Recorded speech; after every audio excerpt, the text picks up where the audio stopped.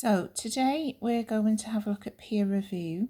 So this follows on from a previous lesson where we've looked at how psychologists report on their research through academic report writing.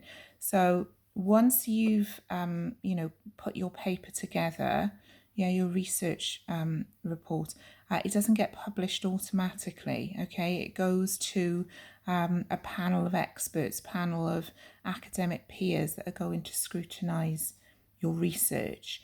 Okay, so think of peer, the word peer, as a sort of friend, somebody that's sort of similar to you. So a peer review in terms of academic research is scrutiny by other academics. Okay, so why do we need it? We need it for a few reasons. Okay, so in terms of the exam, you need to know what peer review is, why we need it, and why there might, it might not be perhaps a foolproof process. So it is a real important part of the research.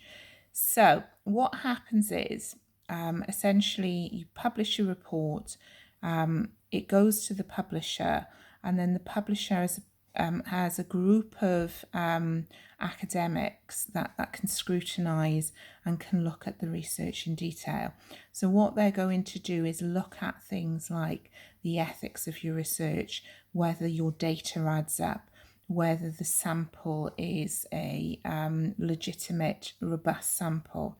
Okay, so that's their job, is to sort of scrutinise the research that comes their way. Usually it's very specific, so academic journals would have specific academics working in an area. So for example, if you were a social psychologist, you'd published research on, or you're about to publish research on altruistic helping behaviour, and you wanted to submit it to the Journal of Social Psychology, then the publishers would have a panel of other social psychologists that could scrutinise your work, that they know what sort of altruism is, what the current research says, etc. Okay, so that's who they are. The reason why we have it is for a number of reasons. Okay, what they're essentially doing is judging the scientific quality of your work. So just as I said earlier, they're looking to see that it's robust science, that it's built on good science, that you've followed ethical guidelines, that you have good protocol, that your data looks right. Okay, so they're sort of looking at the nitty-gritty of your research to judge its quality. But another reason we use it, and the reason why this is so important, is to look for academic fraud.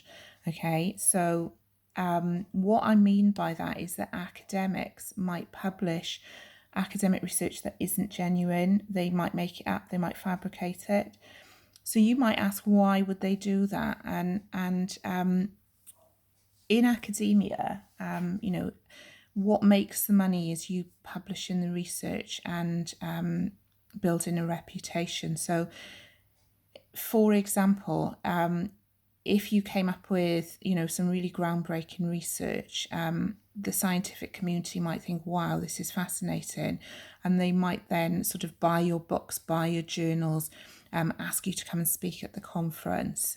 You might become an expert on this area, so it's quite high stakes. So if you're a successful academic, there's many rewards for you. So for some academics, they might think, I want a piece of that, but they might not go about it in a genuine way. So they might do research that is claiming stuff that isn't true. So you might have fudged your data, you might have made things up. And that has happened, surprisingly. It's happened quite a few times.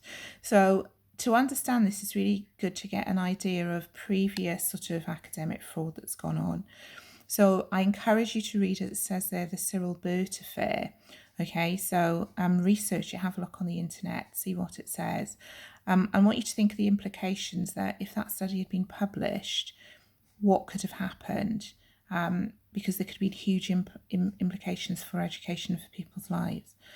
More recently, again, you could research something like the Dr. Andrew Wakefield study, which was the MMR crisis. He was claiming that the triple vaccine led to autism, and even though that was peer reviewed, it perhaps wasn't scrutinised thoroughly enough. Although some people did, did pose questions. So this goes on. So this is why things like peer review is really important. So that you're getting robust research, you're getting good quality scientific research, and you're not getting fraudulent research, okay? But it's not foolproof, as we've seen.